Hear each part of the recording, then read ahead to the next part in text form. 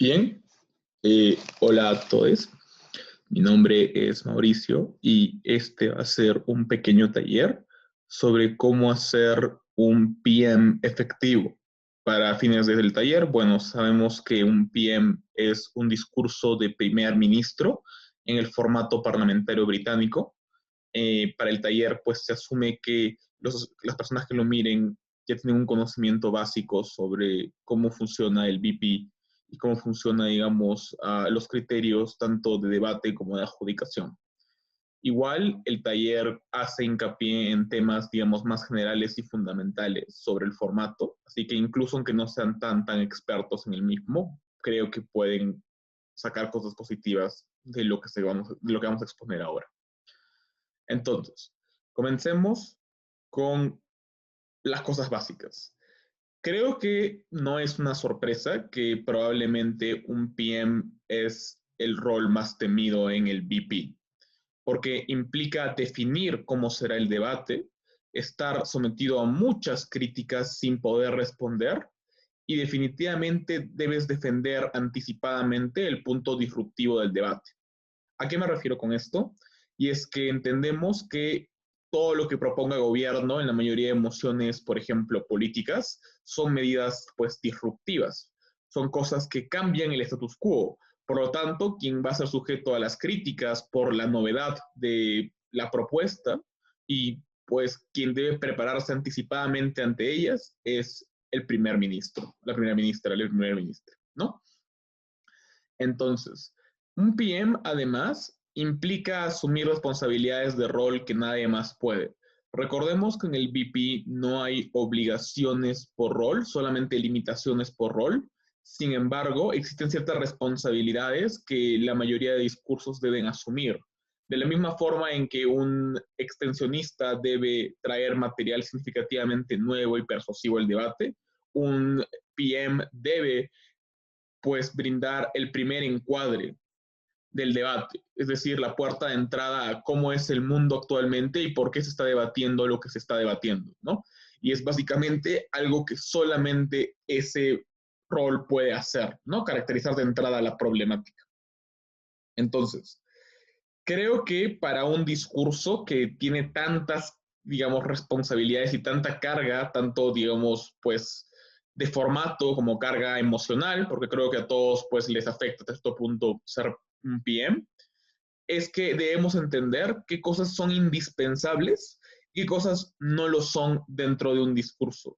Básicamente, una serie de principios fundamentales que vamos a observar, los cuales definen mucho cómo debe ser un PM efectivo y cómo un PM pues, puede ganar un debate, ¿no? Creo que en muchas ocasiones el trabajo de un PM puede perfilar significativamente el debate y hacer que su caso en general y su cámara pues tenga una ventaja comparativa muy fuerte.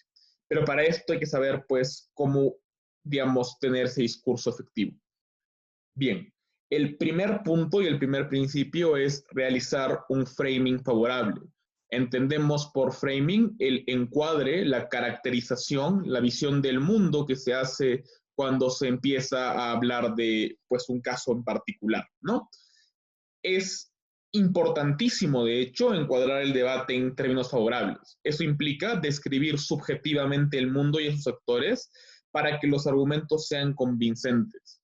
El propósito de la caracterización nunca es un propósito informativo en un debate, siempre es un propósito argumentativo, es decir, de arranque debe mostrar por qué el mundo es de cierta manera, de tal forma que la medida o la opinión que defiende el gobierno tiene mucho sentido.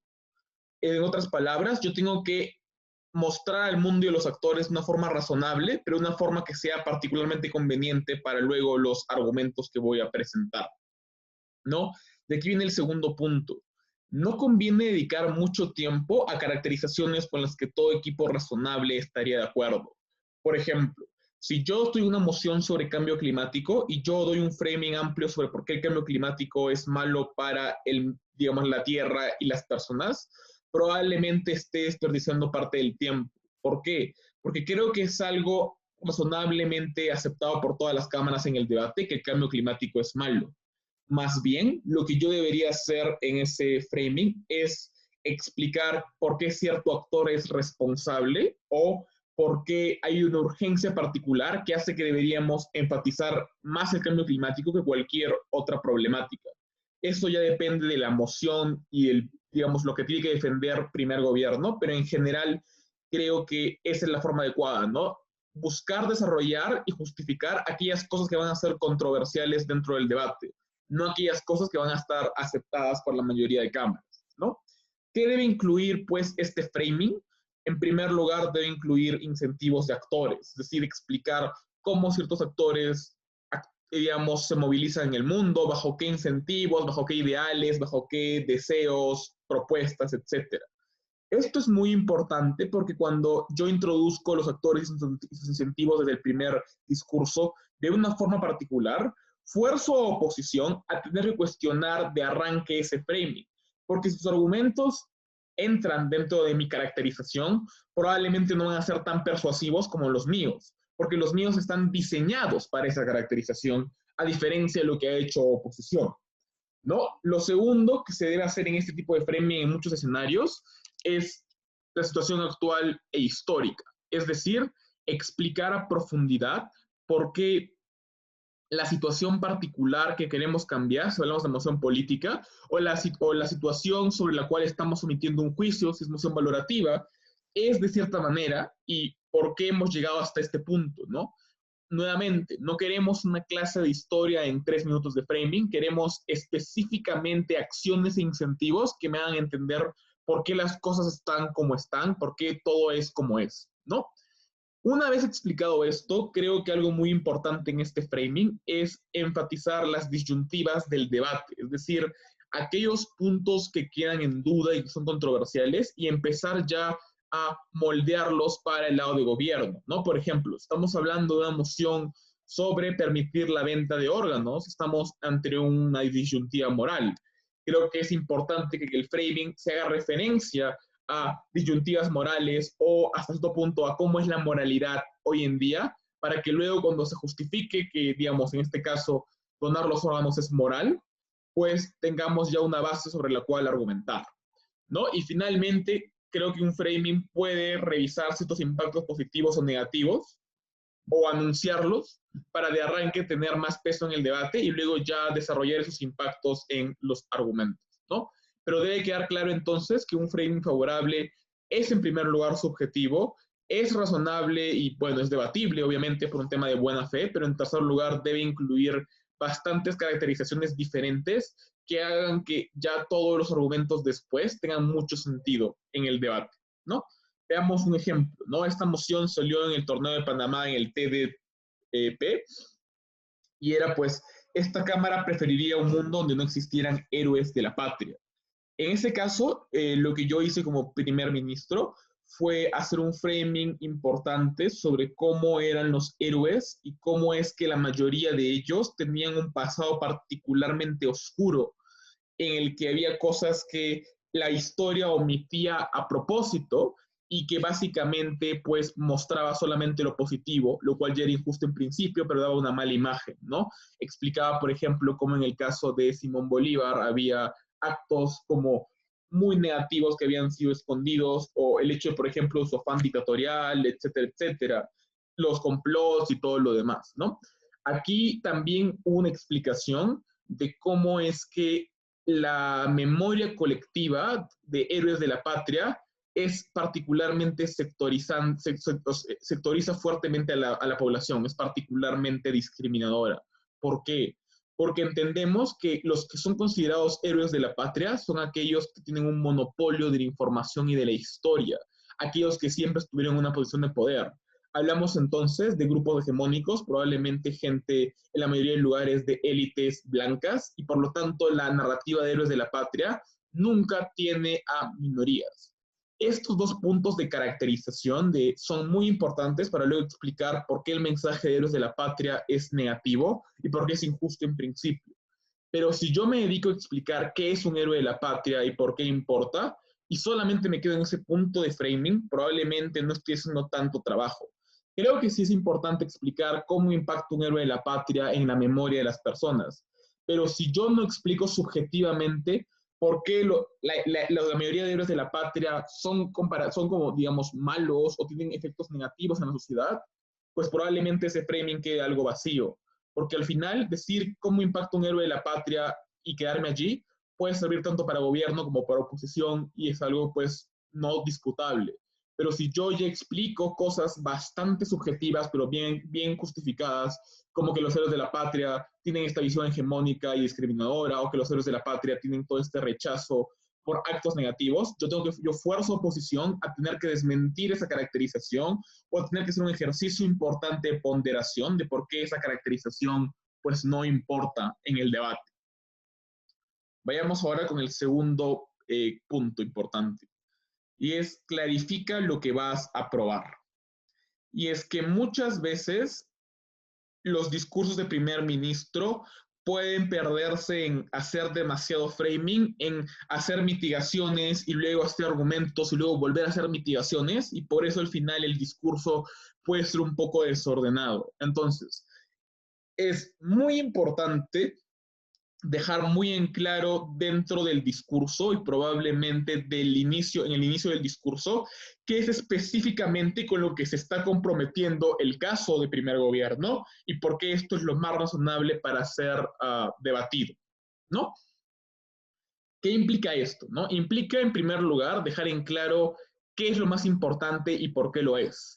Muchos primeros ministros traen los mecanismos del caso, pero no hacen un trabajo de ponderación previo, lo cual hace que, por ejemplo, oposición tenga herramientas sencillas para, digamos, justificar esta importancia o esta relevancia y desencuadrar lo que traía primer ministro. Aquí lo importante entonces es de arranque explicar qué es lo más importante y por qué lo es específicamente y con qué cosas se compromete el primer gobierno, ¿no? Y como decimos, esto en primer lugar permite ordenar mejor el discurso, porque una vez que yo he hecho esto, por ejemplo, abanderando los argumentos o explicando de forma como sencilla el caso, como digamos una introducción al caso, eso hace que yo tenga un panorama al cual seguir. Es decir, tengo que probar A, B y C, voy a probar A, B y C, ¿no? Creo que eso también, como decimos, aparte de ayudarte a ordenar el discurso, ayuda al panel a comprender mejor el caso, ¿no? Y básicamente creo que cuando yo justifico bien lo más importante del debate, estoy comprometiendo a oposición con esa carga. Y si oposición quiere pretender o plantear otra carga diferente, pues va a tener que justificar por qué es más importante que la que ya hemos traído nosotros y la cual ya está justificada mediante relevancia, ¿no? Entonces, creo que la forma en la que un PM puede hacer esto es de dos formas, es de dos maneras. En primer lugar, de forma introductoria en el discurso, es decir, cuando yo comienzo digamos, dar el discurso, y creo que esto es algo que pues es algo que es intuitivo que la mayoría de personas hace al ser PM, es decir, qué es lo más importante del debate y qué vamos a comprobar con ello. Eso, sin embargo, debe venir con una justificación, ¿no? Y explicar por qué ciertas cosas son lo más relevante, ¿no? Si el tiempo no es el más propicio para hacerlo, igual se puede hacer al impactar cada argumento. Y es decir, cada vez que yo termine de presentar un argumento, en mi impacto, yo recuerdo que esto sigue comprometiéndose con la carga principal del caso. Si, por ejemplo, estamos hablando de una moción en la que, por ejemplo, esta Cámara como Estados Unidos abandonaría Siria. Yo digo, como Estados Unidos queremos comprometernos a evitar gastar gigantescas cantidades de dinero y capital social y político en una guerra perdida que ya está más o menos controlada sin nuestra participación.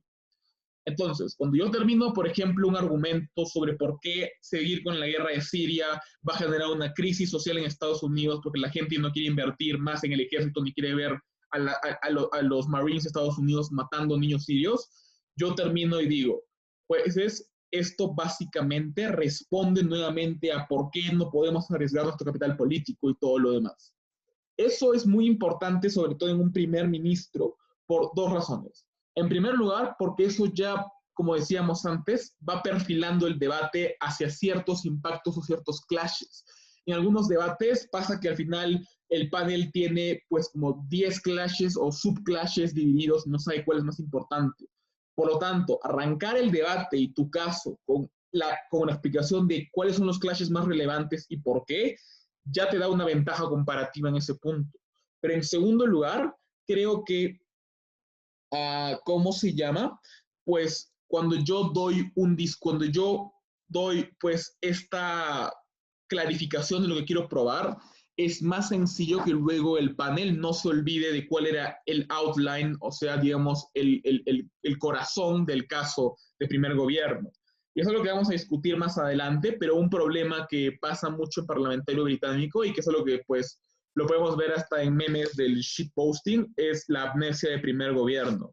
Y es como algunos adjudicadores, cuando están en un debate, se olvidan tanto de los preventivos que trae un primer gobierno, no son muy comprometidos al momento de comparar a primer ministro con las reputaciones de segunda oposición, o directamente pues piensan que algunas cosas mecanizadas no están mecanizadas y le dan más crédito a una baja que no trajo como material particularmente nuevo. Es algo que sucede mucho en el formato. Yo he sufrido eso varias veces en muchos debates y creo que la mejor forma de evitar eso es dejar muy, muy en claro qué es lo que el caso quiere probar y cómo lo ha hecho. Probablemente esa segunda parte de cómo lo ha hecho es lo que vaya a hacer un viceprimer ministro. Pero lo que puede hacer un PM de todas formas es explicar por qué es lo que va a defender el primer gobierno y cómo lo va a hacer.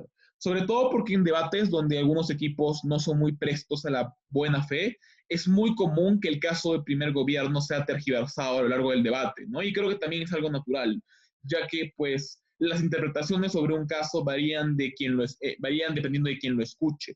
Y por lo tanto, si yo dejo muy en claro cuál es el caso, la carga y, digamos, los compromisos del primer gobierno, es más fácil que la gente no se pierda en esto, ¿no? Ojo, esto no implica que un equipo pierda o disminuya chances de ganar si es que no clarifica o no cumple con todo lo que se comprometió a probar. Hay algunos jueces que consideran que si un equipo dice que va a probar 3 cosas y no prueba las 3, pues pierde el debate. Eso claramente no tiene ningún tipo de sentido. En VP hay argumentación, la adjudicación debe ser comparativa y pues debemos comparar las intervenciones y pues el material, digamos, persuasivo que ha traído cada equipo y considerar cuál es mejor en base a criterios de plausibilidad y relevancia. Pero más allá de eso, esa de la carga de la prueba es un mal criterio, ¿no? Por si acaso. Pero para terminar este punto, ¿no?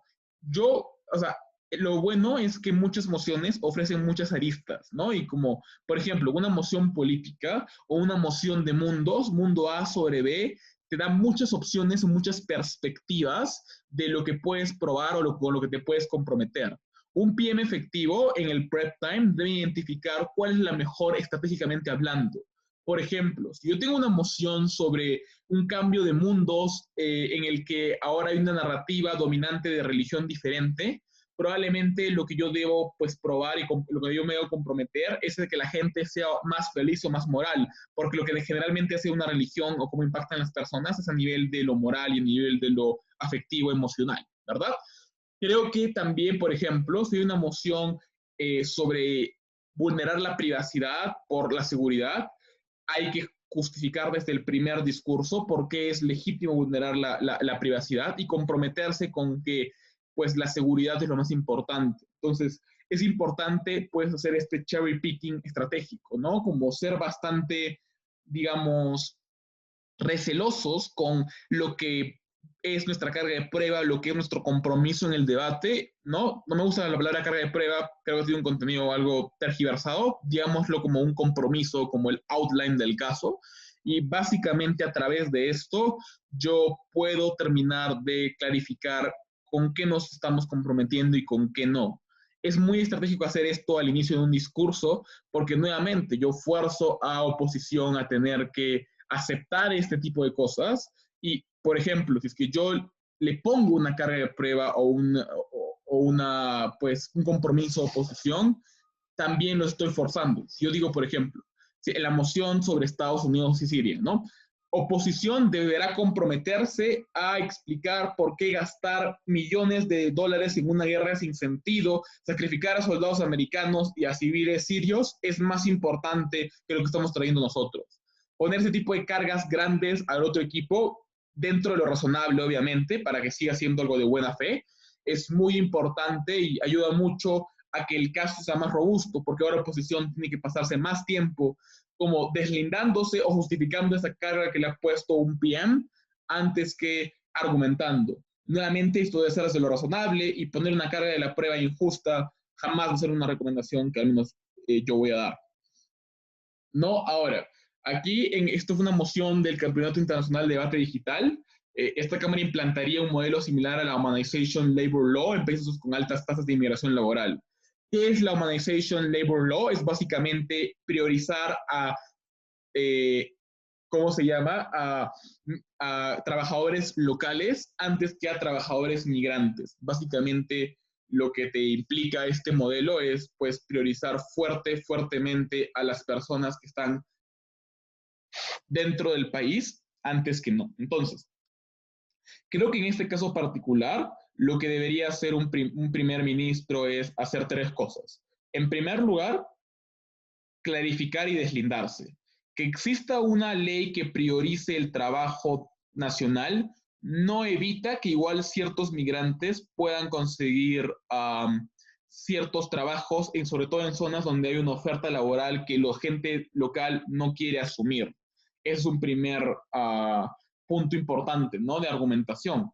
Segundo, ¿no? Creo que otra clarificación importante es explicar por qué es más importante A sobre B, ¿no? Acá hay dos formas. Uno puede asumir un caso de justificación nacionalista explicando por qué el compromiso con la gente, digamos, local es más importante, pero creo que un caso incluso más estratégico es asumir lo que quiere oposición. Obviamente el caso de oposición en esta moción va a ser, pues, defender a los migrantes y explicar que es muy importante que tengan muchos trabajos. Si yo explico por qué esta medida es mejor para los migrantes, porque mejora su imagen, porque calma los discursos reaccionarios de ultraderecha, porque genera una migración más ordenada y controlada y por lo tanto, digamos, más económicamente sustentable, entonces probablemente yo estoy ganándole en la cancha de oposición. Entonces, elegir esa carga, eso como parte de la carga de la prueba es muy estratégico para el debate. Ahora, lo tercero, creo que también es muy importante explicar cómo es que al final, o sea, no solamente es la ley como tal, sino es la percepción de la ley. Probablemente el debate no se trate tanto sobre el acceder o no acceder a los trabajos, sino cómo esto se percibe con las personas. Probablemente, como digo, si tú quieres ganar la oposición en el punto de los migrantes, tienes que explicar cómo lo que importa no es que haya una ley que restringe el trabajo de migrantes, sino cómo esta percepción va a ser más efectiva para que los migrantes que ya están en el país puedan ser bien recibidos, ¿no? Creo que eso ayuda mucho. ¿Por qué? Porque nuevamente estamos en una moción que cambia el mundo, es una moción que es particularmente grande y por lo tanto hay muchas formas de abordarla. Y es importante elegir estratégicamente cuál es la mejor para hacerlo. Bien. Vayamos ahora a el tercer punto, que es explícita la relevancia, y es básicamente lo que ya explicábamos antes, ¿no? Dentro del framing y la conclusión de los argumentos, pues es muy importante esta explicación de relevancia, y es por qué cierto actor o cierto impacto es más importante que otros, ¿no? De que hay un punto que es muy importante, y es que muchas veces un discurso de primer ministro se esfuerza mucho en como traer el caso, defenderse y básicamente mecanizar, y se olvidan de hacer un trabajo de relevancia, ¿no? Y dicen, bueno, pues un vice primer ministro puede encargarse de eso, ¿no? Y creo que es parte del trabajo que hace, ¿no? Un vice.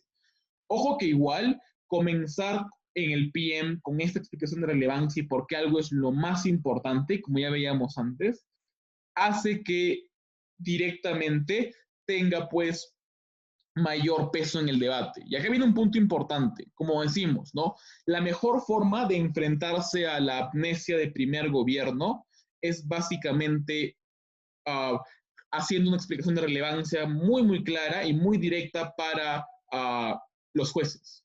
¿Por qué? Porque una estrategia que muchas veces hacen las cámaras bajas cuando ya hay un caso bien probado en altas, es pues traer un nuevo actor, una nueva arista de la problemática y darle mucha justificación de relevancia, ¿no? Y el hecho de que tengan pues 7 minutos de látigo básicamente les da un gran potencial de acción para justificar la relevancia y compararla con la de su cámara alta.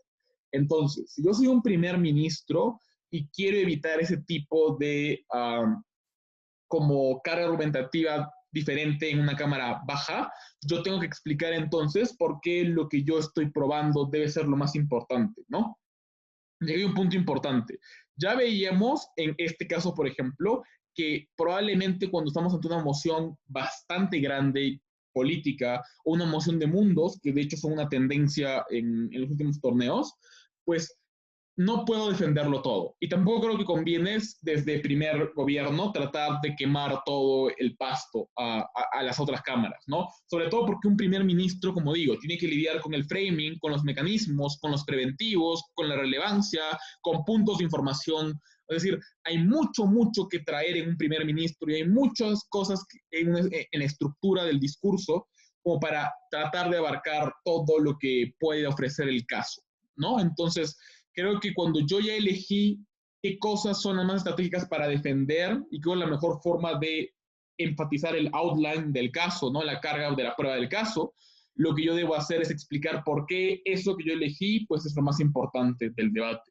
Y como decíamos antes, esta explicación de relevancia desde el primer discurso fuerza a la oposición a tener que realizar un contraframing de relevancia, ¿no?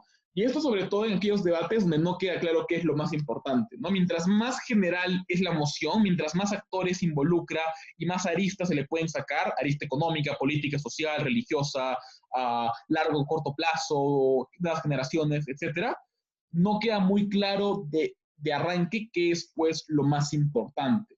Obviamente, si estamos hablando de una moción sobre, no sé, por ejemplo, esta Cámara, como el movimiento feminista haría X, probablemente ya no es tan difícil entender que lo más importante del debate es pues cómo le va al movimiento feminista. Pero incluso allí probablemente va a haber una disputa razonable en el debate sobre qué es lo que más le importa al movimiento feminista. Y si yo, por ejemplo, justifico que lo más importante es la sororidad y mantener redes de apoyo activas con todas las mujeres sin importar su ideología, y lo justifico bien, probablemente oposición va a tener que atacar ese framing de relevancia, ¿no? Porque si la moción es, por ejemplo, ¿no? Como esta Cámara, movimiento feminista, aceptaría a aquellas mujeres con roles o con mujeres que defienden roles tradicionales como ama de casa y todo lo demás, que es un clash que sale mucho en los debates. Probablemente si yo justifico por qué la sororidad y las redes de apoyo con absolutamente todas las mujeres es lo más importante, claramente oposición va a tener que decir que eso no es lo más importante, porque aceptar ese framing de relevancia de primer gobierno es básicamente lanzarse al vacío, ya que los argumentos de primera oposición probablemente expliquen cómo es justificable no aceptar a estas mujeres porque hay principios más importantes. Entonces, básicamente es una doble pues carga para oposición. A ver, esta fue la moción de la final del TODI, una moción de mis favoritas en la historia, y era esto, ¿no? En las manifestaciones públicas de duelo por las víctimas masivas, como ataques terroristas, guerras, tiroteos escolares, esta Cámara también haría el duelo de los perpetradores, ¿no? En pocas palabras, pues tendríamos que generar duelos públicos, ¿no? Tanto para la víctima del acto como para el perpetrador, ¿no?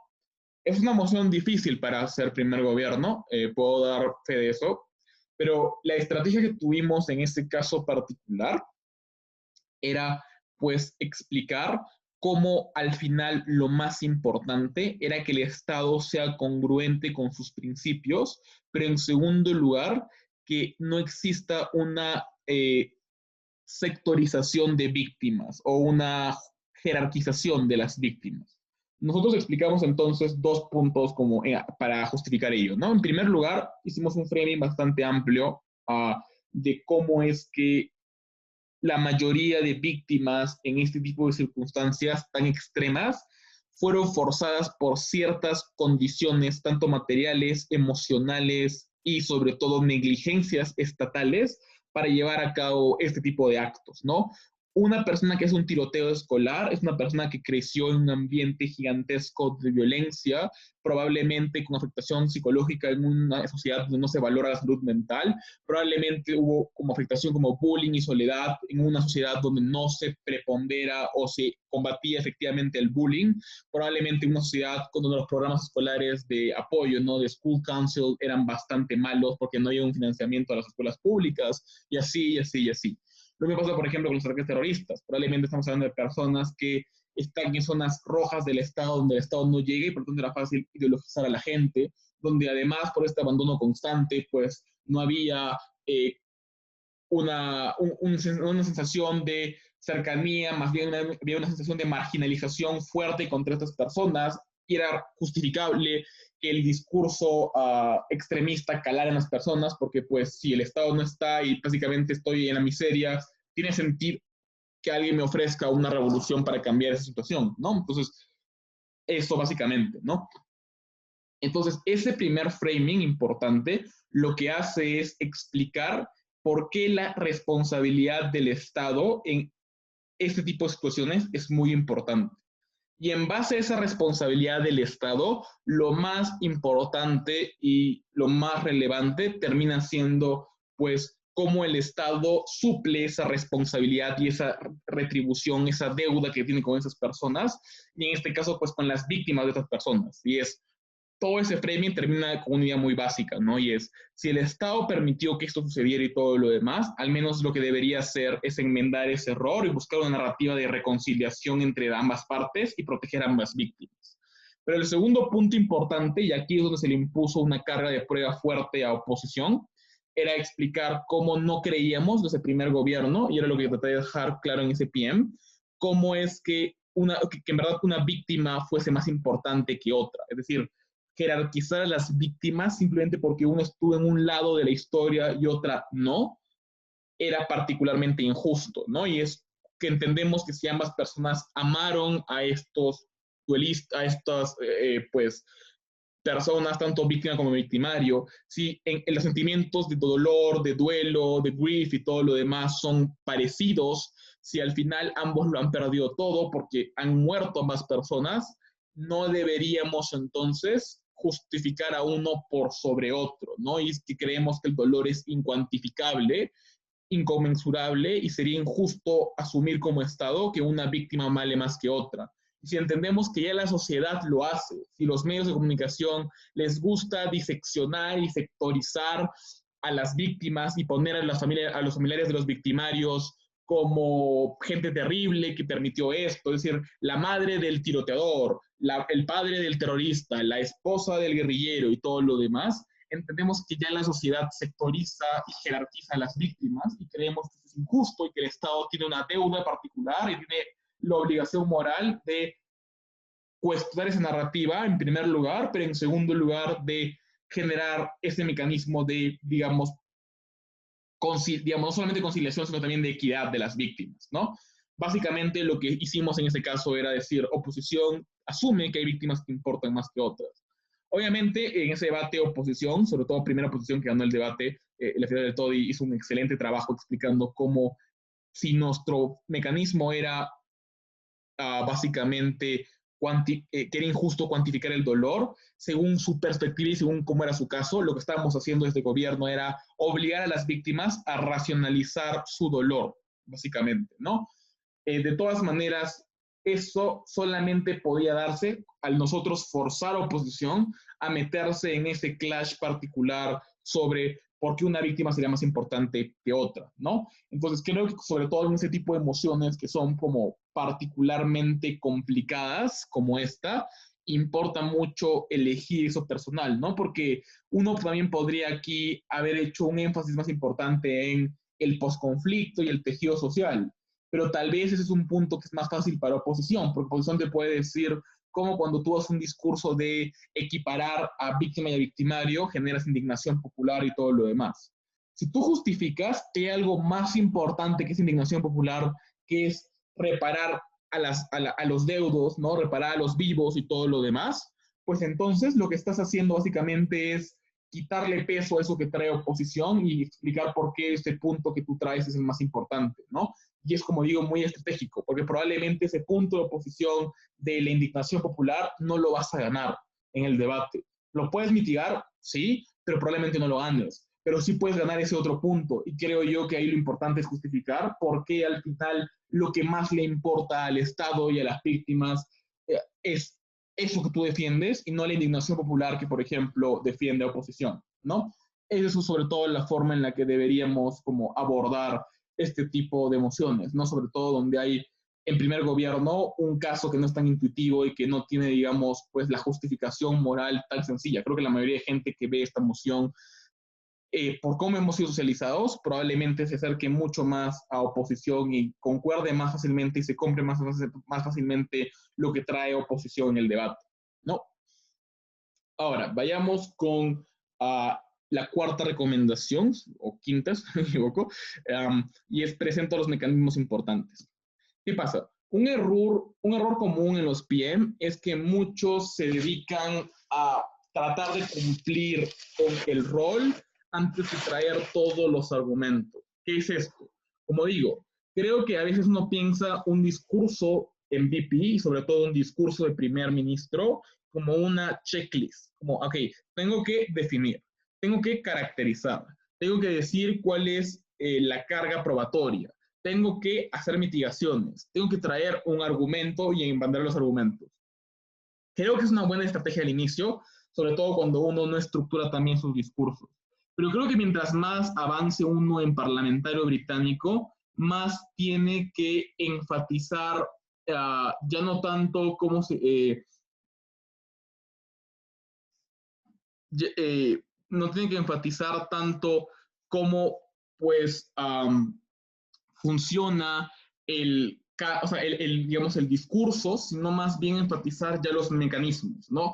Yo creo que un primer ministro básicamente debe distribuir, o sea, debe distribuir efectivamente los tiempos. Creo que el principal reto de un PM, y es creo yo el mayor triunfo que puede tener alguien en debate, es saber cómo meter tanto en tan poco tiempo. Para esto creo que, como digo, es bueno al inicio, de cuando uno recién está comenzando, pues tener esto claro, ¿no? Como el framing, la clarificación, la relevancia. Pero lo que muchas veces no está en estos discursos es básicamente la mecanización tan explícita. Entonces, lo más importante es, como digo, elegir qué cosas del framing son las más importantes y darlas. Y no sé, tomarnos unos 2 a 3 minutos. Obviamente cada persona decide cómo organizar su discurso, pero lo que uno espera en un discurso de primer ministro es que haya esos 2 minutos y medio, máximo 3 de framing, y el resto del discurso vaya específicamente con la mecanización y los argumentos. Obviamente, dentro del framing yo ya puedo argumentar, yo ya puedo traer incentivos de los actores y solamente luego hacer el link y, digamos, dar el mecanismo y luego el impacto y ya está terminado, ¿no? Por eso es tan importante que el framing sea de la forma en la que habíamos hablado antes, ¿no? Con incentivos, con cosas subjetivas y con descripciones contemporáneas y históricas de ciertos hechos y todo lo demás, ¿no? Creo que eso es como muy, muy importante. Pero ahora, ¿por qué es importante traer todos los mecanismos desde el primer ministro? En primer lugar, porque le das más chance a primera oposición para hacer clash desde el arranque, ¿no? Creo que los debates más comparativos y los mejores debates son aquellos donde ambas cámaras hacen mucho, mucho clash con todos los puntos uno de otro. Si yo me dedico en mi primer discurso solamente a hacer framing y nada más, o no traigo todos los argumentos o todos los puntos importantes, es muy probable que primera oposición, pues en su primer discurso no pueda hacer tanto clash con esto y por lo tanto al final esos puntos no sean tan comparativos al final, o sea, los puntos que por ejemplo traiga viceprimer ministro, ¿no? Pero en segundo lugar, creo que si yo me esfuerzo más por mecanizar todo lo importante, consigo fortalecer mucho el caso. ¿Por qué? Porque permito que el segundo orador o la segunda persona que está pues, en primer gobierno se dedique más a comparar antes que a mecanizar. ¿Por qué esto es muy importante? Porque el viceprimer ministro básicamente tiene que lidiar con el resto del debate. Tiene que lidiar con el caso de líder de oposición, tiene que lidiar con las posibles respuestas del líder de oposición, tiene que lidiar con el caso de segunda oposición en extensionista y tiene que lidiar con la respuesta de segunda oposición en extensionista. Además, tiene que lidiar con la forma en la que su baja probablemente quiere extender. Eso hace que básicamente un segundo discurso sea más un látigo que una extensión. Muchos ven el discurso de Vice como una extensión del primero. Yo creo que debería ser visto más como un látigo comparativo, ¿no? Obviamente puede traer mecanismos nuevos, creo que es perfectamente válido, pero el enfoque del discurso no debe ser en mecanizar lo no mecanizado, sino en clarificar, robustecer los que ya está explicado y compararlo con todas las cámaras. Entonces, mientras más mecanizado esté el discurso de PM, más sencillo es para segunda persona en primer gobierno el dedicarse a comparar, ¿no? Y creo que acá hay un punto también de cómo combatimos efectivamente la amnesia de primer gobierno. Y es que mientras más temprano en el debate yo traigo los mecanismos, más fácil yo los inserto en la psique del juez, ¿verdad? Del juez, ¿no? Si es que yo desde el primer discurso digo, los mecanismos que vamos a traer son en primer lugar la reacción de las personas, la manipulación de los medios de comunicación y las narrativas que combaten a las élites, y luego en el segundo discurso los recuerdo y los impacto, pues va a ser más difícil que el juez o el panel se olviden de estos mecanismos conforme avance el debate, ¿no? Entonces, yo creo que es muy, muy importante que clarifiquemos específicamente esos puntos durante las intervenciones, ¿no? Entonces, como digo, esto hace que el discurso sea menos olvidado. Entonces, para mí, como digo, lo que más importa en un discurso de PM, como ya queda claro, es la estructura. Si yo digo, ok, este primer argumento tiene tres justificaciones. Uno, dos, tres, y luego, pues, lo hago los impactos. Cuando salga la segunda persona va a decir, pues es primer ministro, primera ministra, ya les probó estas tres cosas importantes. Noten cómo esto choca efectivamente con primera oposición, o en un punto de información. Noten cómo esto va a chocar con el posible caso que nos traiga segunda oposición al debate, ¿no? Entonces, creo que es muy importante que ya la mecanización efectiva esté desde un PM, ¿no? Nuevamente, si yo hago un framing favorable, un framing subjetivo, un framing que elige específicamente lo que yo debo probar, que ya justifica la relevancia y todo lo demás, va a ser mucho más fácil que yo luego pueda traer como los mecanismos importantes al debate, ¿no? Por ejemplo, esta fue un discurso en el debate UP en 2019. Esta Cámara considera que sería volver al sistema de partidos políticos del Perú. Breve como aclaración, el sistema de partidos políticos del Perú en el pasado era un sistema de partidos institucionalizados, donde había pocos partidos que podían acceder a, digamos, el permiso para ser electos, pero por una serie de reformas en el tétrico gobierno de Fujimori, se pues liberalizó mucho esto y se generó que ahora los requisitos para que un partido pues estuviese validado eran casi nulos y eso generó pues caudillismos políticos. Entonces, lo que es importante en ese discurso, si se dan cuenta, es que al final hay dos cosas muy grandes. En primer lugar, yo tengo que probar muy, muy claramente por qué un sistema como el anterior era muy positivo y por qué lo que está mal ahora con el sistema político peruano es causa principal de ese sistema nuevo. Pero a la vez, aparte de probar estas dos cosas, yo tengo que comparar un sistema por sobre otro. Estamos claramente en un debate de A sobre B, ¿verdad? Entonces, en ese caso, claramente si es que yo me dedico sobre todo a framear y a no mecanizar en el primer discurso, es muy probable que viceprimer ministro tenga una doble carga de tener que justificar un escenario, justificar por qué el otro escenario es malo y luego comparar ambos escenarios y ambas versiones, como el mejor caso y el peor caso, ¿no? Creo que lo que pasó en este debate, por ejemplo, era eso, ¿no? Como en primer ministro lo que trajimos básicamente era toda una explicación de por qué había bastantes falencias estructurales, ¿no? Y trajimos, por ejemplo, el mecanismo del caudillismo, el mecanismo de la ausencia de firmas, el mecanismo de la ausencia de fiscalización de los partidos regionales en el Perú. Y esos tres mecanismos también venían con los otros tres mecanismos que eran básicamente los de por qué el sistema anterior era mejor. Y era el mecanismo de las bases regionales de los grandes partidos y cómo había una estructura interna ordenada y justificada. El mecanismo de la fiscalización efectiva. ¿Por qué? Porque estos partidos tenían grandes donantes y grandes campañas mediáticas y por lo tanto tenían tenían una forma de seguimiento muy fácil a sus candidatos y un mayor incentivo para, digamos, seleccionar los mejores candidatos. Pero en tercer lugar también había el mecanismo de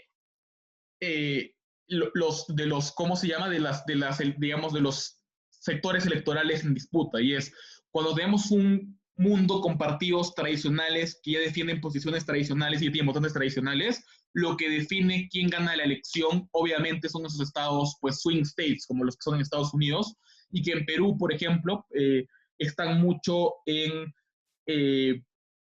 la capital, sobre todo en distintas partes de la capital, en Lima, ¿no? O por ejemplo, en el propio centro del país. Entonces, aquellas regiones olvidadas en una disputa entre dos grandes partidos hegemónicos van a ser las principales, ¿no? Entonces, ahí ya teníamos como 6 mecanismos, 3 de un lado, 3 del otro, y eso hizo que fuese mucho más complicado para oposición tener que desentrañarlos todos. Recuerdo que en ese debate, pues, oposición se sentía básicamente pues como algo incómoda por cómo habíamos presentado el debate desde el primer gobierno, justamente porque había muchos mecanismos sobre los cuales responder, ¿no? Y sobre todo porque el segundo discurso que trajo mi viceprimer ministro era muy, muy comparativo en ese lado. Igual no ganamos ese debate, ganó nuestra baja, porque pues ahí como cometimos un error que es importante y es tratar de quemar el Prado, ¿no? Al final, por querer traer todos los mecanismos específicos, debido a que tal vez es un tema de Perú y todo lo demás, pues directamente no terminamos de desarrollar cada mecanismo de la mejor forma, ¿no? Y al final creo que si tienen un caso que está bien probado y que de hecho fue bien recompensado, igual lo que hizo Baja de Gobierno en ese debate fue hacer justamente esto. Y es básicamente elegir pues, lo más importante, los mecanismos más importantes y darles mucha más relevancia y mucho más desarrollo, ¿no? Lo más divertido, como un breve comentario, es que Baja de Gobierno no era de Perú, era el único equipo extranjero del torneo, era de Colombia, y ganó el debate sobre partidos en Perú. Y eso es como muy, muy encomiable. Pero bueno, vayamos con el quinto principio que tiene que ver con economizar el tiempo. Y es como decíamos antes, ¿no? El PM tiene demasiado que decir, ¿no? Lo más importante es tratar de economizar el tiempo para que el discurso no sea ni caótico ni cargado para quienes lo escuchen, ¿no? Me disculpo por los typos, mi máquina está programada en inglés, no sé por qué, y por eso, es PowerPoint, ¿no? No sé cómo cambiarlo, pero bueno. Básicamente, entonces, economizar el tiempo implica varias cosas. En primer lugar, practicar fraseos sencillos para los argumentos. Uno de los principales errores de muchos debatientes es que, y esto me lo han enseñado, y de hecho yo he pecado mucho de este error, es tratar de frasear los argumentos de forma rimbombante, compleja, con oraciones subordinadas y largas, básicamente como si, o sea, lo que en una frase escrita incluiría comillas, guiones, paréntesis. No. Creo que lo más importante y una estrategia, si alguien ya es, por ejemplo, un PM de siempre y quiere saber cómo tener mejores PMs, es practicar fraseos sencillos para los argumentos. Es decir, en vez de decir, existe una serie de estrategias propagandísticas que promulgan las élites políticas para deslegitimar un discurso social negativo que va en contra de los intereses patrimoniales, yo puedo decir simplemente, las élites tienen mecanismos de control mediático para atacar a sus enemigos. Y luego los explico. Al final, ambos fraseos dicen lo mismo, pero un fraseo ahorra tiempo y es mucho más claro. Entonces, ese es un primer punto importante, ¿no? Como practicar fraseos sencillos, ¿no? Lo segundo es ser cuidadoso con las repeticiones. Pasa en muchos discursos del primer ministro que porque yo quiero dejar algo particularmente claro, lo digo 2 o 3 veces. Es como, pues les voy a probar por qué la situación de los migrantes, por ejemplo, la moción de Oman, de la Labor Law, es mejor. Y digo eso como 3 veces en el discurso. Nuevamente estoy explicando cómo es mejor para los migrantes y así voy hablándolo como 3 veces. Creo que, si bien es bueno enfatizarlo, si yo termino siendo algo redundante con esas cosas, o yo por querer, digamos, que un punto quede muy, muy claro, puedo pecar de ser repetitivo. Y eso me quita tiempo valioso. Ahora, creo que, como digo, estos sobre todo son consejos para alguien que ya es un PM generalmente, y es practicar un límite de tiempo para cada parte del discurso. Y es, en una práctica que yo voy a hacer, voy a tratar de que mi framing no dure más de 2 minutos y medio, voy a tratar de que mi argumento de principios dure 2 minutos y que los argumentos prácticos duren como los otros 3 minutos. Ya tengo como 1 minuto o 30 segundos, si he hecho bien la matemática, para las mecanizaciones. De hecho, no he hecho mal bien la matemática, pero bueno, eso es como la idea clara, ¿no? Como practicar el tiempo. Entonces, creo que la meta de alguien que es primer ministro siempre es que mientras más avance en debate, menos tiempo le tome probar ciertas cosas y menos tiempo le tome cada sección del discurso, ¿no? Creo que sobre todo, como digo, es muy importante ser muy cuidadosos con la parte introductoria. Si en la parte introductoria yo me dedico a dar demasiados ejemplos, si yo me dedico a dar demasiado framing que no ayuda mucho al caso, etcétera, etcétera, pues probablemente yo estoy fallando en mi rol. Esto es una cosa muy personal mía, pero algo que yo siempre valoro mucho es los primeros 50 segundos al primer minuto. Es decir, ¿qué tanto dice un equipo en su primer minuto? Yo creo en verdad que la mayoría de grandes oradores son muy inteligentes para que en su primer minuto ya estén trayendo mecanismos en la caracterización, ya estén trayendo mitigaciones importantes. Es decir, creo que eso es muy importante, ¿no? Y seamos claros, ¿no? Explicar un mecanismo no demora tanto tiempo.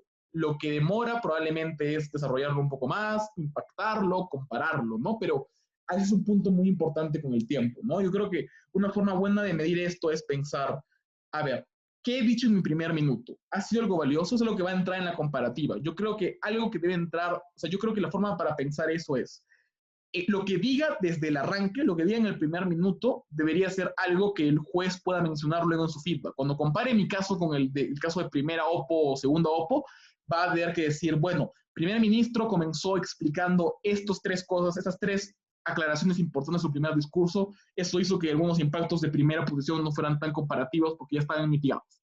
Entonces, eso es muy importante. Obviamente, como digo, eso no lo voy a sacar a la primera, es un tema de mucho practicar, ¿no? Ahora, entonces, algo que también ayuda a estructurar el discurso y hacer que el manejo del tiempo sea más cómodo. Dejar muy en claro en qué momento uno ya no está caracterizando y no está argumentando. Me ha pasado varias veces, y creo que es un poco mi estilo, que yo muchas veces caracterizo y luego argumento casi de forma integrada. Eso tiene una ventaja, y es que el discurso puede sentirse más digamos, concatenado, ¿no? Porque A es B y B es C y D es C, y eso hace que yo no tenga que regresar, como decir, como dije mi caracterización, sino que ya estoy como concluyendo específicamente con lo que acabo de decir. El riesgo de hacer eso mucho es que puede ser confuso para el panel y puede ser como, ok, esto es una caracterización, es un impacto, todo lo demás. Entonces, yo sí creo que es positivo dejar en claro eso, como decir, bueno, entendiendo esta caracterización, comencemos con este primer punto. Ahora vayamos con un segundo punto. Ese tipo de conectores en primer ministro son muy importantes, porque como digo, un primer ministro tiene mucho que decir y muchas veces habla rápido, se atropella, está nervioso porque se termina en hablar. La mejor forma de manejar todo eso es con ese tipo de conectores específicos, como, ok, ahora vayamos a probar este punto específico o la forma en la que uno lo quiera hacer, ¿no? A mí me dijeron que algunos hacían como argumento determinado, vayamos con el, o sea, como no importa, al final el VP es hermoso porque no importa cómo tú expreses con tal de que lo hagas de forma clara y persuasiva. El ejemplo, ¿no? Esta es otra moción del debate UP de 2019, no sé por qué puse 20. Esta Cámara prefiere un mundo donde las multinacionales sean juzgadas en el lugar donde ejecutan sus negocios, en lugar de permitir el forum shopping, ¿no? El forum shopping es que las empresas más grandes puedan abordar procesos judiciales en Europa en vez de Perú, por ejemplo, ¿no? Básicamente porque en Europa tienen contactos con los jueces y todo lo demás, ¿no? Entonces, aquí lo que, digamos, era importante explicar era, si se dan cuenta, hay que explicar muchas cosas. En primer lugar, hacer un framing de cómo son tanto las multinacionales, cómo son los temas de justicia y cómo son los países del tercer mundo. Luego tenemos que explicar por qué hay perjuicios exclusivos del forum shopping. Luego tenemos que explicar por qué hay beneficios exclusivos de ¿cómo se llama? la justicia en el mundo local. Noten cómo hay muchas cosas que traer específicas en el discurso y cómo una cosa se puede pegar con la otra. Por ejemplo, yo puedo estar hablando un poco de la caracterización y de la nada suelto un impacto de por qué es malo el forum shopping. Pero luego, cuando estoy hablando de los impactos, lo vuelvo a retraer y puedo sonar un poco repetitivo. La clave, entonces, como digo, es ordenarse, ¿no? Y creo que la mejor forma de hacerlo es enumerar, ¿no? Porque, por ejemplo, en este discurso era como, ok, 3 razones por las que actualmente los países en vías de desarrollo sí pueden tener un sistema judicial decente. A, B y C. 3 razones por qué la asimetría de poder es mucho mayor cuando entran al forum shopping. A, B y C. ¿No? Y así como tratar de estructurar y manejar bien los tiempos. Por ejemplo, yo recuerdo cuando hice este PM, algo que me costó mucho era meter, como digo, ambos mundos o ambas explicaciones de mundos en el discurso, sobre todo porque había que mitigar muchas cosas. Había una mitigación muy, muy clara que hacer sobre por qué el sistema judicial en los países en vías de desarrollo no era tan malo como en la pintar oposición, y eso demoraba tiempo. Y me recuerdo que por darle más tiempo a eso, sentía que no le había dado tanto tiempo a cómo impactaba el tema del forum shopping en las dinámicas internacionales. Fue un punto que de hecho trajo baja de gobierno para extender.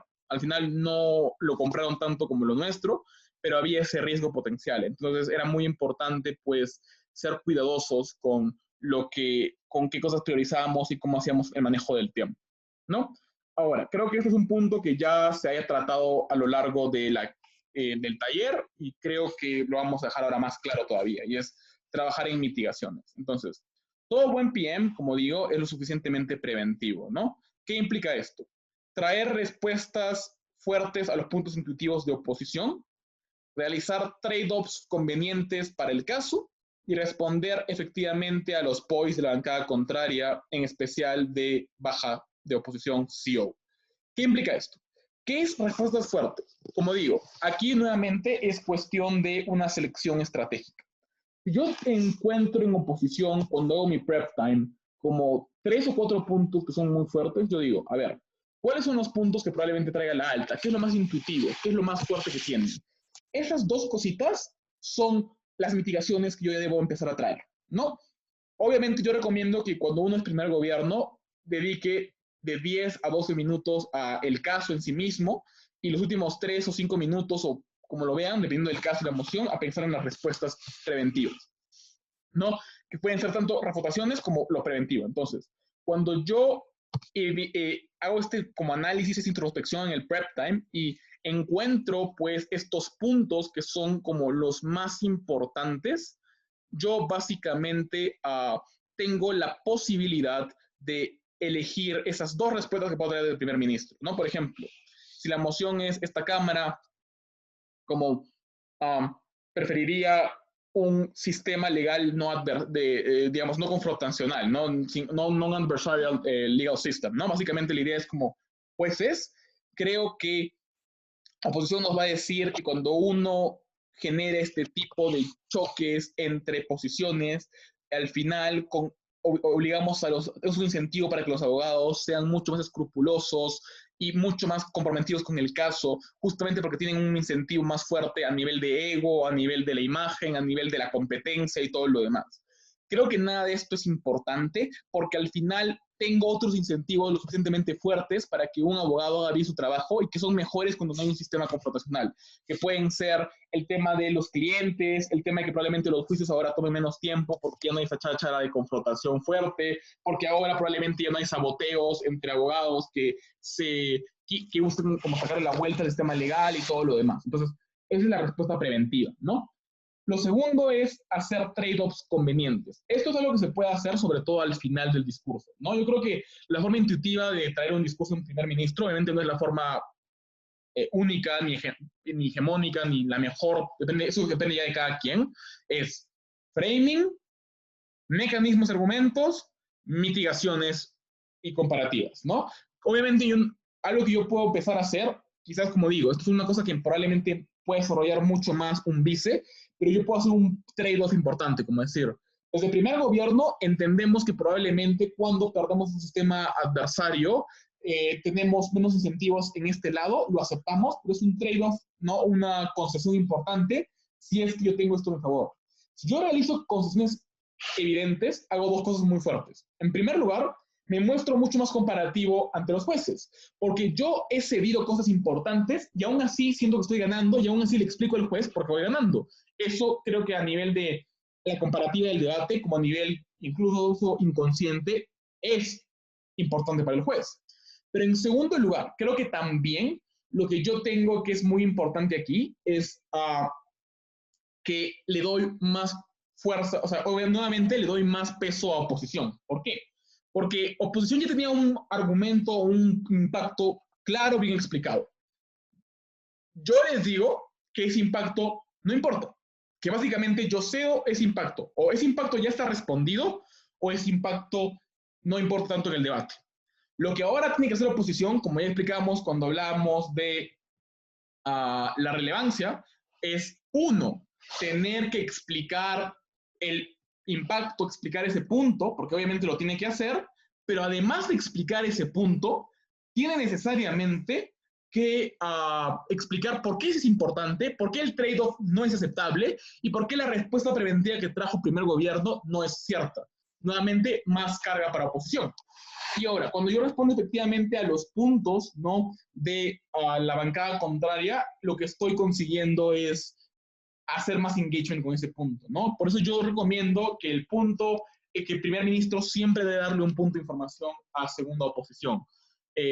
Creo que sobre todo es bueno hacerlo, como digo, ¿no? Una vez que yo ya traje la mecanización del debate, es minuto 5:45, voy a trabajar en mitigaciones, pero antes de mis mitigaciones, a ver un punto de segunda oposición. Entonces, lo que yo consigo, como queda claro en esta diapositiva, es, en primer lugar, fortalecer los ataques contrarios, probar que el caso es comparativo y, nuevamente, forzar a Oppo a dedicarle más tiempo a tu caso antes que a su caso. Y eso creo yo es una gran estrategia, ¿no? Entonces, como digo, eso es un comentario. Creo que lo que hace, al menos a mí, lo que me hace confiar mucho en un juez es su capacidad de escuchar, recordar y comparar los preventivos de primer gobierno con las dos oposiciones. Yo personalmente me emociono mucho en los en los feedbacks cuando soy primer gobierno y he ganado o al menos he conseguido un buen trabajo, una buena posición en el debate o algo más de lo que yo esperaba tal vez en algunos casos, porque el panel escuchó las mitigaciones, las prevenciones y todo esto como, digamos, de trade-off y lo comparó con ambas posiciones. Creo que a nivel de cómo uno debe adjudicar a primer gobierno, uno debe ser muy, muy, muy escrupuloso con ese tipo de mitigaciones, ¿no? Porque, por ejemplo, ¿no?, una segunda OPO tiene 14 minutos para atacar a un primer gobierno, por lo tanto, sus respuestas deben ser particularmente persuasivas frente a esas primeras mitigaciones de primer gobierno, ¿no? Ahora, esta fue la semifinal del TODI, donde también fuimos primer gobierno. No sé por qué pasó en ese torneo que literalmente sí fuimos primer gobierno, cuando era importante. Siempre, ¿no?, en top room, en semis y todo lo demás. Pero bueno, esta Cámara prefiere un mundo donde los derechos humanos sean codificados, interpretados y aplicados a través de mecanismos y acuerdos regionales antes que mundiales. Yo, de hecho, ahí como comencé el discurso de PM, haciendo algo que no hago generalmente cuando soy PM, pero que sentía que era muy importante, y era ser preventivo desde el inicio. ¿Y qué pasa? Cuando estamos hablando de emociones como esta, que son cambios radicales en el mundo, donde oposición tiene muchas formas, porque muchas formas para atacarte, tienes que comenzar, creo yo, siendo muy preventivo. ¿Por qué? Porque al final oposición defiende el status quo. Eso implica que oposición sabe cómo pasan las cosas, tiene evidencia empírica de cómo son las cosas. Gobierno no lo tiene, el gobierno está inventando un mundo desde cero. Por tanto, probablemente el gobierno tiene una doble carga fuerte porque tiene que prevenirse y blindarse bien de todo lo que va a traer, de todas las objeciones que va a traer la oposición. Entonces, mis preventivos fueron sobre todo tres. Fueron, en primer lugar, creo que hay derechos universales que no van a ser aceptados, o derechos universales que no van a ser como olvidados por los mecanismos regionales, incluso con la relativización cultural. ¿Saben por qué? Porque directamente las personas, incluso aquellas personas desprovistas de una educación occidental en valores liberales, igual valoran ciertas cosas que son referentes a su dignidad. Hay una razón por la que las mujeres africanas atacaron la ablación genital, hay una razón por la que la gente en China que no conocía de Occidente igual se paró en Tiananmen y exigió derechos, hay una razón por la que en regímenes totalitarios o particularmente opresores, como por ejemplo los sistemas de castas o machistas en la India, igual tienen respuestas feministas. Y porque esas cosas no dependen de una perspectiva occidentalizable, no dependen de un valor de la dignidad y que creo yo es una búsqueda de la dignidad que es intrínseca de los seres humanos, ¿no? Con eso ya está prevenido el punto de que vamos a permitir cosas terribles en nuestro mundo. Segunda mitigación importante, ¿no? Creo que la mayoría de derechos fundamentales, como tienen un símil en Oriente o en todo lo demás, pero aquí hay un punto importante y es que el problema que tiene oposición es que esos derechos fundamentales no se defienden bien para todas las personas. ¿Por qué? Porque yo tengo igual una hegemonía en un sistema de acuerdos mundiales, porque tengo a un ONU que literalmente está en Estados Unidos, tengo una ONU que está directamente viciada, tengo una corte penal internacional que es acusada de solamente encarcelar a gente de África. Entonces, ¿cómo esto impacta en la gente de las minorías o la gente del tercer mundo? Esta gente tiene barreras tanto estructurales y materiales para llegar allí, tiene problemas del idioma, problemas económicos para llegar a esas cortes, pero sobre todo no tiene incentivos para ir y denunciar en principio. Porque si ya denunciar me implica todo este costo político y económico tan grande, no voy a hacerlo por una corte que no me da garantías porque la veo parcializada y la veo como pro Estados Unidos siempre, ¿no? Entonces, lo único que me queda en ese escenario es pues tener que defender fuertemente una corte regional que me da muchas más garantías y muchas más facilidades. Entonces, al final, ese es un trade-off, ¿no? Porque el trade-off al final de ese caso es, en oposición, tenemos un sistema que probablemente va a ser más grande, con más ingresos, más hegemónico, pero es un sistema que no me da incentivos para denunciar y que tampoco me da pues garantías de que va a funcionar y por lo tanto yo no voy a asumir tanto gasto, que es un gasto exclusivo además, ¿no? Segunda mitigación. Al final la tercera mitigación era muy básica y es, creo que igual el mundo es globalizado, creo que igual existe influencia occidental a diferencia, o sea, descontando los derechos humanos, creo que igual existe como mecanismos de comercio y por lo tanto sí, o sea, la resolución de controversias a nivel mundial se mantiene, por lo tanto igual creo que tiene que haber cierta consonancia, al menos básica, entre lo que piense, no sé, el organismo americano o lo que piense el organismo asiático, ¿no? O sudasiático o de Medio Oriente o el organismo europeo, ¿no? Entonces, básicamente ahí está la explicación de por qué estos acuerdos regionales igual van a tener como similitud. Y con eso ya que estoy previniendo un punto de oposición, que de hecho fue un punto que sacaron bien la baja de oposición en ese debate, sobre cómo la resolución de controversias era mejor cuando teníamos un solo acuerdo mundial antes que regional, ¿no? Pero nuevamente, lo que importaba al ser un debate pues tan complejo, donde había que imaginarse un mundo desde cero, era comenzar el discurso con esas aclaraciones, ¿no? Que fue básicamente lo que tuve que hacer, ¿no? Que fue bastante complicado, pero al final valió la pena.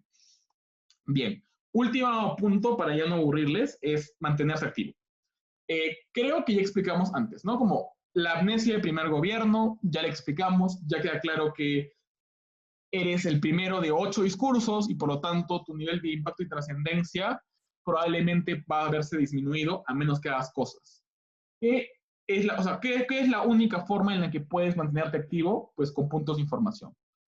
Ahora, la clave, y esto es algo que yo aprendí de mi partner de debate, es que los puntos de información deben ser muy estratégicos cuando eres primer gobierno, sobre todo cuando eres primer ministro. ¿Por qué? Porque creo que la forma en la que la mayoría de personas se acerca a los puntos de información es como, voy a asustar a la Cámara contraria con una pregunta, voy a hacer una refutación que va a tumbar su caso, voy a tirarles tierra. Sí, es una forma interesante, pero como primer gobierno no te ayuda.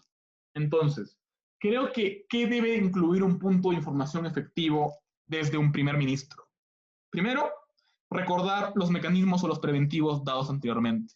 Por ejemplo, si tengo un debate donde la baja está queriendo como, digamos, minimizar lo que ha hecho un primer gobierno, que es lo que lamentablemente hacen algunas bajas, no sé por qué, uno puede dar un punto de información dice, no, jueces, ya en primer gobierno les dimos este y este mecanismo para probarles que esto es lo más importante. Ambas bajas deben comprometerse con ese análisis. O, jueces, ese punto que me trae segunda oposición ya ha sido prevenido antes. Si yo recuerdo esas cosas específicas, estoy haciendo que el juez también las recuerde. Diga como, ajá, ¿verdad que el primer gobierno dijo esto? ¿No? Creo que esto es algo que sale desde alta y no desde baja. O, ajá, este punto ya tiene una prevención previa, creo que lo debo tomar en cuenta.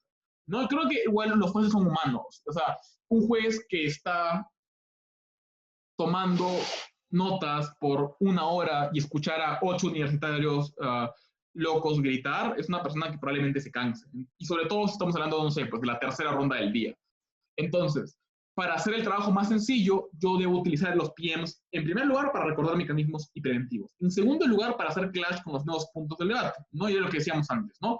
Pues es este punto que trae primera oposición, segunda oposición, no es cierto porque ya les explicamos tal cosa, ¿no? Y es muy importante que la estructura del punto sea así, ¿no? Como desde primer gobierno, en primer ministro, o desde mi discurso, ya les recuerdo cómo es que lo del mundo no es tan bueno como me dice oposición, ¿no? Entonces creo que ese es un punto que debe quedar muy, muy claro y que es la mejor forma de responder preventivamente a segunda oposición.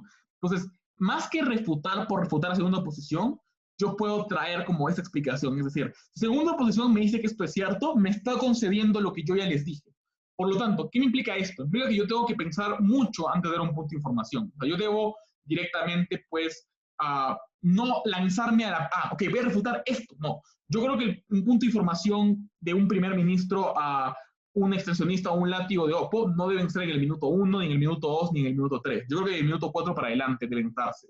Justamente porque eso me hace ya tener un panorama más claro de cuál es el caso que me están presentando y cuál es el punto más fuerte o cuál es el punto que yo ya puedo refutar efectivamente desde mi propio caso.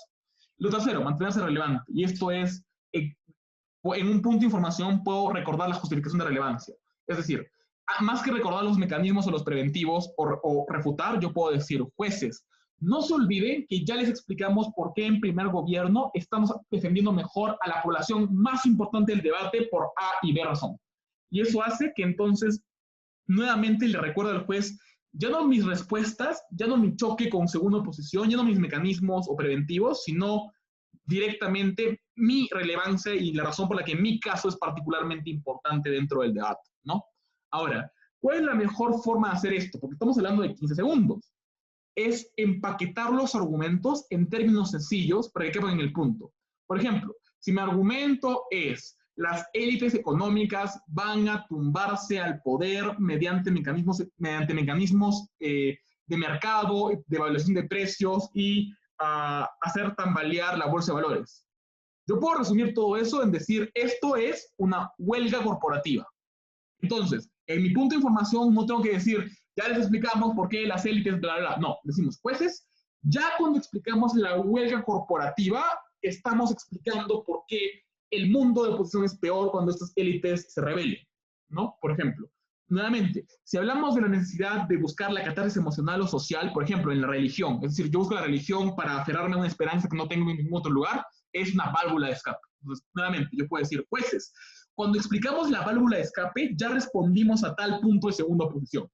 O, por ejemplo, si es un argumento sobre la responsabilidad que tiene el Estado con los grupos minoritarios que fueron víctimas de esclavitud. Yo digo, jueces, cuando explicamos la deuda histórica con los antiguos esclavos, y así, empaquetarlo en términos sencillos hace que el juez lo pueda entender de forma más sencilla, ¿no? Como este fue como un debate muy divertido en el TOEX, ¿no? En la top run del TOEX de este año, esta cámara se lamenta el auge que romantiza tabúes sociales, ¿no? Por ejemplo, adicción a las drogas, criminalidad, pedofilia, etc. Entonces, lo que hicimos, el punto de información que hicimos a segunda posición, porque el caso de segunda posición era, yo debo evidenciar este tipo de cosas porque genero crítica y genero una discusión, y cuando es tabú no genero esa discusión y hago que esas cosas sigan manteniéndose como olvidadas por la gente y que sigan existiendo. Pero nosotros debíamos tener un preventivo efectivo, y era cómo es que ya existían mecanismos claros para generar esta awareness, ¿no? Esta crítica, que pueden ser como las narrativas estatales, la educación y todo lo demás, pero que no estaban bajo la romantización, ¿no? Entonces, lo que trajimos en un punto de información es, jueces, no se olviden que ya les explicamos cómo mediante mecanismos neutrales y no romantizados, yo puedo igual generar el mismo impacto que tiene oposición sin ese perjuicio exclusivo que ya explicamos en nuestra intervención. Eso hacía que el juez pues recordara más fácilmente nuestros preventivos y al final, de hecho, sirvió porque ganamos esa comparativa. Ahora, vayamos un poco con el feedback de este taller, ¿no? Bueno, como debe quedar claro, la mejor forma de perfeccionar un PM es mediante prácticas. Lo mejor de ser PM siempre es que tú puedes practicarlo por tu cuenta sin necesidad de hacer nada. No puedes practicar en tu caso una extensión porque no sabes a qué extender. No puedes practicar tan fácilmente una primera posición porque no sabes a qué responder, ¿no? O sea, puedes hacerlo, sí, porque puedes utilizar videos o lo que sea, pero creo que la mejor forma, la más sencilla para practicar es mediante un PM. Entonces, hacer un par de discursos a la semana o un poco más puede servir mucho, sobre todo elegir aquellos temas que nos complican más. De ahí creo que al final esos consejos que hemos hablado en este taller, de hecho pueden aplicar para casi cualquier rol en el VP. Y bueno, al final lo que importa es una confianza en lo que importa es la confianza en el discurso, ¿no? Entonces, al final, creo que todo el taller se basa en esta sinergia entre contenido y forma. Cualquier duda la pueden hacer llegar y espero que en verdad les haya servido este taller. Un gusto a todos.